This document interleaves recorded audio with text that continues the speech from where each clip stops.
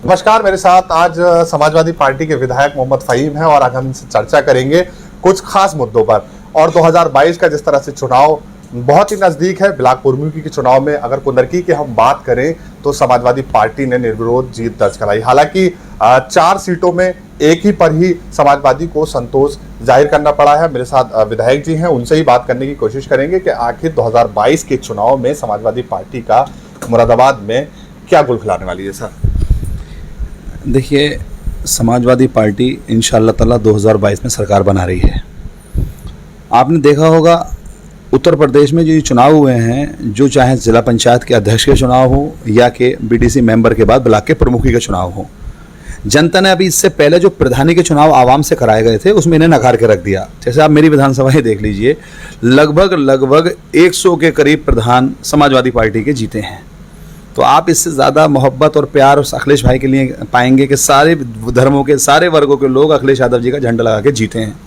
और जो ज़िला पंचायत के सदस्य समाजवादी पार्टी का झंडा लगा के जीते हैं, लेकिन भाजपा ने उनको जो है अपनी ताकत के बल पर, सत्ता का दुरुपयोग के बल पर, प्रशासनिक तौर पर उनको प्रताड़ित करने के बल पर, उन पर झूठे मुकदमे लगाने के बल पर 8 आदमियों ने सरकार अध्यक्ष बना लिया। इससे ज़्यादा प्रूफ तो कोई और हो नहीं सकता। या तो उन्होंने सत्ता का उपयोग किया है, कुछ ना कुछ तो ऐसा किया है जिससे कि सरकार उन्होंने बना ली। ऐसे ही ब्लॉक प्रमुखी में उन्होंने बीडीसी मेंबरान के साथ जुल्म किया है। बीडीसी मेंबरान को हर ब्लॉक के अंदर उन्होंने इसी तरीके से तानाशाही रवैया अख्तियार किया है। मेरा ब्लॉक बिलारी ले लीजिए आप, इसमें लगभग 100 से ज़्यादा मेरे बीडीसी मेंबरान हैं। सबको डराया, धमकाया, उनको किसी तरीके से भी ये किया कि अगर आपने, क्योंकि ये एससी सीट है, अब एससी समाज को डराने के लिए तो शुरू से ही डरा रहे हैं।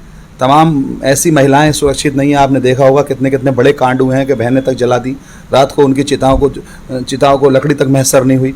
तो खौफ का माहौल ऐसी समाज में बहुत है। तो उस खौफ को उन्होंने अडॉप्ट किया और उन्होंने उसी पे क्लिक किया और ऐसी समाज को इतना धमका दिया कि बिल्कुल उनको पर्चा नहीं भरने दिया।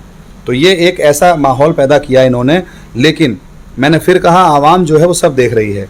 उन्होंने बीडीसी मेंबरान को धमकाया है, आवाम जो है इससे जागरूक हो चुकी है। जागरूक तो पहले से ही थी, लेकिन अखिलेश यादव जी को वो देख रही है।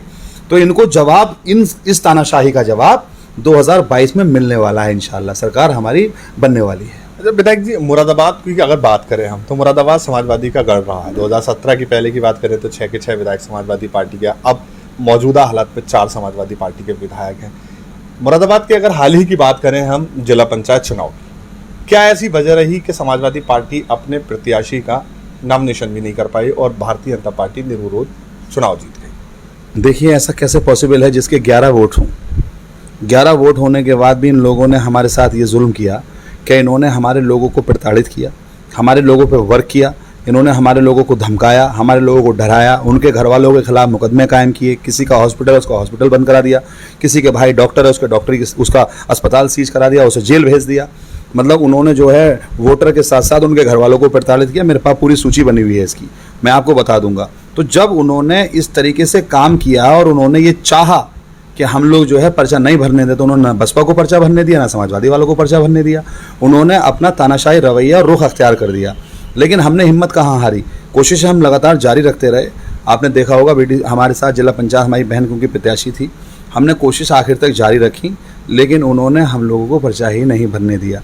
तो हम अफसोस तो हैं, गमज़दा तो हैं, लेकिन इस बात का संतोष ज़रूर है कि आवाम ने हमें बहुत ज़्यादा हमारे सर पे सांत्वना दी है, हमें सर पे हाथ रखा है और हमें यकीन दिलाया है कि चिंता मत करो, ये तानाशाही सब आवाम ने देख ली है। ये भाजपा का रुख, जो पहले से तानाशाही चला आ रहा है, ये सब आवाम देख चुकी है।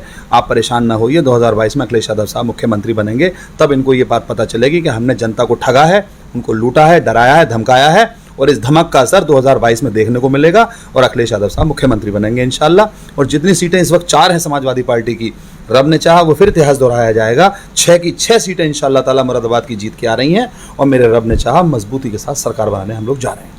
2022 की अगर बात करें हम विधायक जी, 2022 का चुनाव बहुत नज़दीक है, आप लोग सभी चुनाव में अभी व्यस्त हो जाएंगे। क्या लगता है आपको 2022 में मुरादाबाद में क्या रहेगा? क्योंकि भारतीय जनता पार्टी से अगर बात करें तो उनका लगातार ये कहना है कि अभी मुरादाबाद में भारतीय जनता पार्टी कहीं ना कहीं कई सीटें जीतने का काम करेंगी। कोई एक ऐसा काम बता दें वो अपना जो कि जीतने की तरफ चलें। कोई एक ऐसा हॉस्पिटल बता दें जो कोरोना काल में उन्होंने मदद की हो, जहाँ की समाजवादी पार्टियों ने अपनी जानों की परवाह न कर लोगों की मुसलसल मदद की। इन्होंने कोई एक ऑक्सीजन प्लांट बता दें जो नया लगवा दिया। मुरादाबाद शहर की बात करें, तमाम जो शहर विधायक है तमाम अपने कार्य गिना रहे हैं। अगर मुरादाबाद शहर विधायक जी अगर अपने कार्य गिना रहे हैं तो मैं वहाँ की तो बात नहीं करूँगा, लेकिन मैं बिलारी की ज़रूर बात करूँगा जहाँ का मैं विधायक हूँ, जहाँ पर इतने नेता यहाँ मौजूद हैं, जहाँ पर यहाँ कई प्रभारी मौजूद हैं। मैं तो अपनी बता दे रहा हूँ, यहाँ पर जब मौत हो रही थी कोरोना काल में तो कोई एक नेता यहाँ पर चिता के लिए ना लकड़ी मैसर करा पा रहा था और ना ही जो है उनकी अर्थी को कंधा दिला पा रहा था, ना कोई उनके घर पे आके ये पूछ पा रहा था। तब हम समाजवादी लोग ही उनके घरों में जा जाकर अर्थी को कंधा दे रहे थे, हम ही लोग चिता तक पहुंचा रहे थे, हम ही लोग ऑक्सीजन का इंतजाम करा रहे थे, हम ही लोग हॉस्पिटल में दवाइयों का इंतजाम करा रहे थे, हम ही उनके लिए राशन का इंतजाम करा रहे थे और हम ही सब रसोइयाँ चला रहे थे। तो समाजवादी पार्टी के लोगों ने ये सोचा था और सोचा है और सोचते रहेंगे। इंसानियत के लिए कल भी खड़े थे, आज भी खड़े हैं। जाने बहुत समाजवादियों को भी चली गई हैं, दवाइयाँ नहीं मैसर हो सकी, लेकिन उसके बावजूद भी डटे रहे हम लोग। और ख़ास तौर पर मैंने खुद ने बिलारी विधानसभा में अपना कार्यालय खोला, यहाँ पर अपना जो है कंट्रोल रूम खोला, यहाँ पर मैंने 3-3 लोग रखे लगातार, वो सब भी कोरोना पॉजिटिव हुए, लेकिन लड़ाई लड़ते रहे हम लोग, जंग लड़ते रहे। तो हमने काफ़ी हद तक कोशिशें की, मदद हमें कोई नहीं मिली, लेकिन हमने कोशिशें जारी रखी। उसका नतीजा ये है कि हम उम्मीद कर रहे हैं कि तीसरी लहर जो कोरोना की सुनने में आ रही है उसके लिए भी हम लोग अपनी तरफ से माइंडली प्रिपेयर हैं, लेकिन सरकार का कोई इंतजाम नहीं दिखाई दे रहा। विधायक जी, 2022 की अगर बात करें तो बिलारी विधानसभा में आपकी कितनी तैयारी?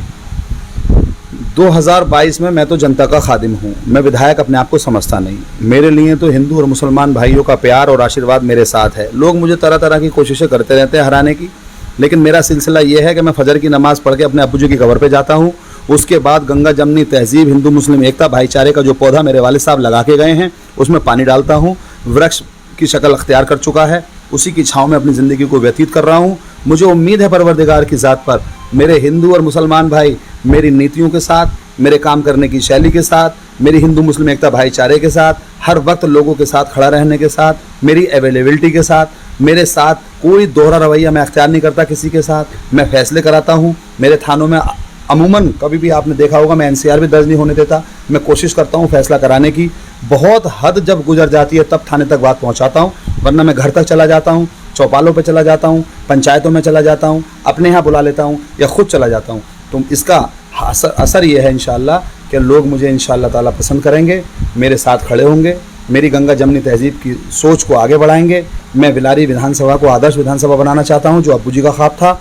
इंशाअल्लाह 2022 में सरकार बन रही है तो बिलारी के अंदर जो अधूरे विकास कार्य बचे हैं उनको पूरा करेंगे।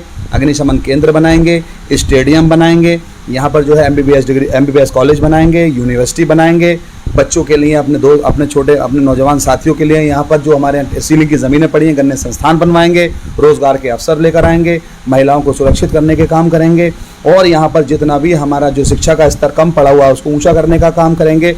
और जितना मेरी हैसियत और औकात है उसकी प्लानिंग मैंने कर रखी है। इंशाअल्लाह अखिलेश यादव जी की नीतियों के साथ, अपने अब्बू जी की प्लानिंग के साथ, इसी चीज़ को लेकर खादिम की हैसियत से अपने आप को न विधायक समझकर जनता के बीच में जाने का पूरा प्लान है। इंशाअल्लाह उम्मीद है रब्बे कायनात की ज़ात पर लोग मुझे पसंद करेंगे। कोई नाराज़ अगर होगा तो उससे माफ़ी मांग लेंगे।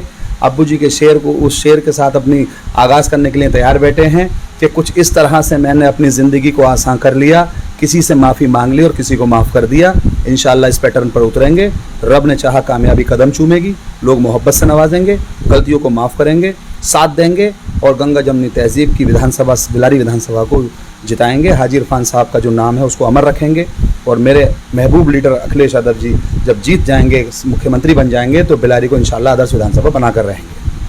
तो ये थे हमारे साथ समाजवादी पार्टी के विधायक मोहम्मद फ़हीम, जो पूरी तरह से इन्हें अपने ऊपर कॉन्फिडेंट है कि 2022 के बाद ये यहाँ के विधायक बनेंगे और तमाम तरह के जो अधूरे काम हैं वो बिलारी के पूरे करेंगे और बिलारी में कहीं ना कहीं शिक्षा के क्षेत्र में ये बहुत बड़ा काम करने भी जा रहे हैं।